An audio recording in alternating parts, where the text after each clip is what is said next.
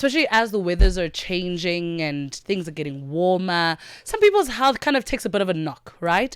But it also means we need to look out for our general health, where we are right now, maybe doing those annual tests, doing the STD tests, for example, STD or rather the infection tests, just to make sure that your body is really clear, because the heat for some reason has a very funny way of bringing out things that were hidden in winter. In winter we stayed at home more. We didn't really have, the wanting to go outside. But in summer, you're always outside, which means you can also catch things very easily. So it's good to kind of just look out for that. But let's unpack this a little bit more.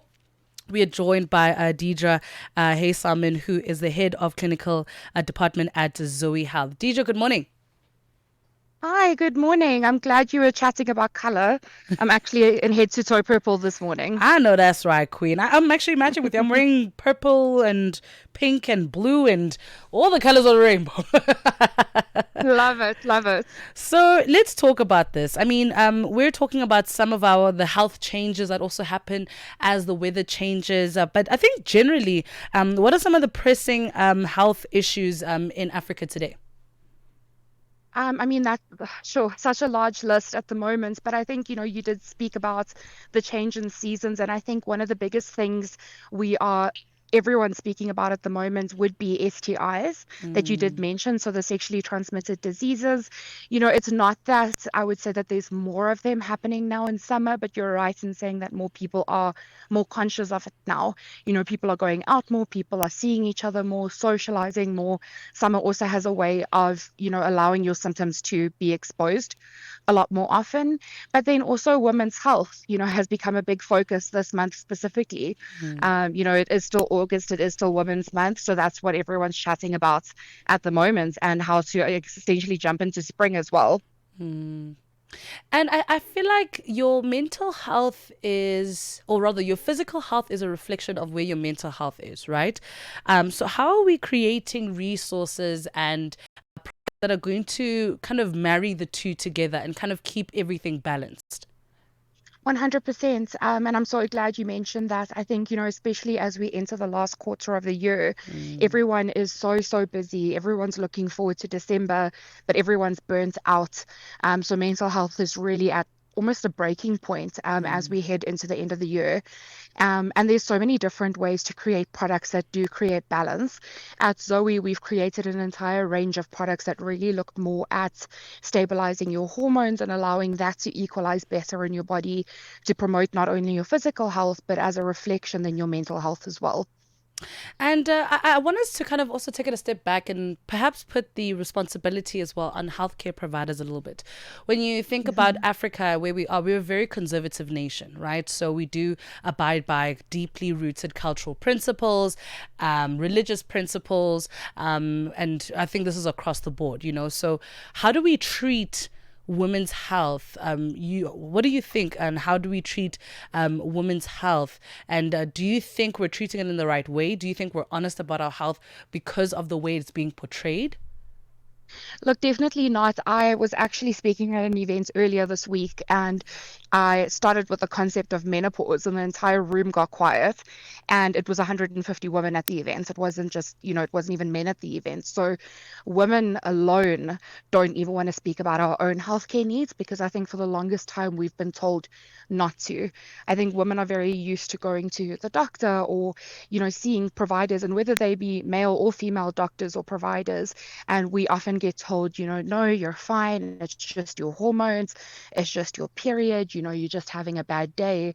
And we've also been taught by our mothers and our aunts and our sisters and grandparents that, you suck it up and you continue. PMS happens to everyone, and menopause and menstruation, all of that happens to everyone. So why are we speaking about it? It's a normal thing. And Mm. it's created very much a hush culture over time.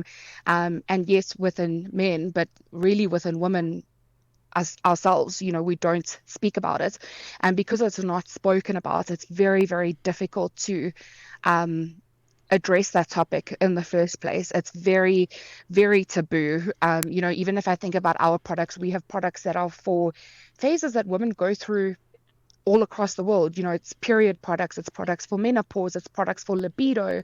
And even then, when people come and they go shopping, for example, in Clicks where our products are, they look down. They don't even look at the sales consultants in the eye. They don't want to ask them where Mm, these products are because it's almost shameful. Like, why do you need a supplement to help you with your period? Like, mm. why are we even talking about this in the first place? So no, definitely not. It's not being addressed. And I think it's like you said, it's such a long-term thing. It only will start when us as women start being okay with it, and then it will ripple outwards from there. And how do we provide the support as society? Because I'm even thinking about the men, for example, right?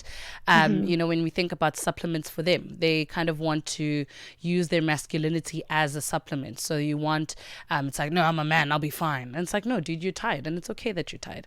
There's nothing wrong with that. The body just needs to rest. And unfortunately, the body doesn't recognize gender. If you need sleep, you need sleep. And that's really it. But how do you think society we're creating a safe space for the support to exist? There are young girls who are maybe need the support and are comfortable with period pains, which is also a bit of a problem. It's not supposed to be painful, but now it's the shame that comes with it. How do we set up Hmm. society to be a supportive structure?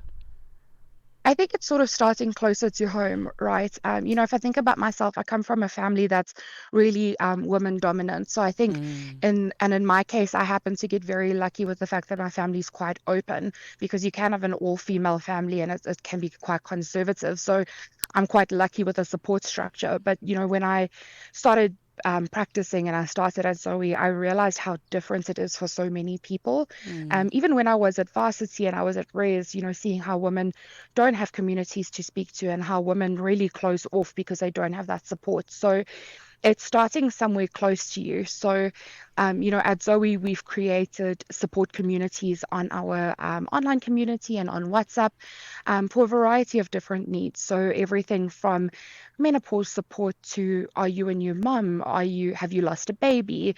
Are you struggling mm, with your period? Do you need to chat to a pharmacist?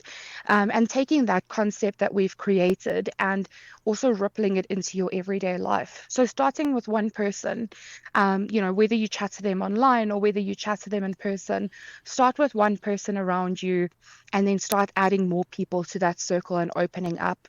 And the more you establish that in your own community, smaller circles grow larger. And over time, that message will begin to spread, that support will begin to spread, and that's how it will ripple out from there. And it's the same for men. mm. If we think about male mental health, which is really not spoken about, the rate of suicide in men is exceptionally high.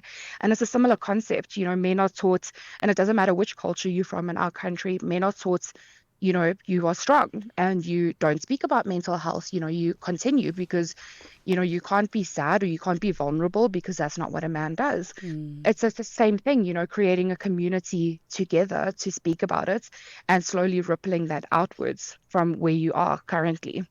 Amazing. DJ, where can we find you guys on social media?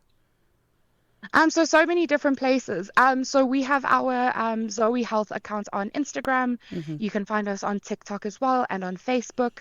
But we are also online absolutely everywhere where you can find our lovely products. Mm. So from Take-A-Lot to Amazon, our Zoe Health shop, Click stores as well.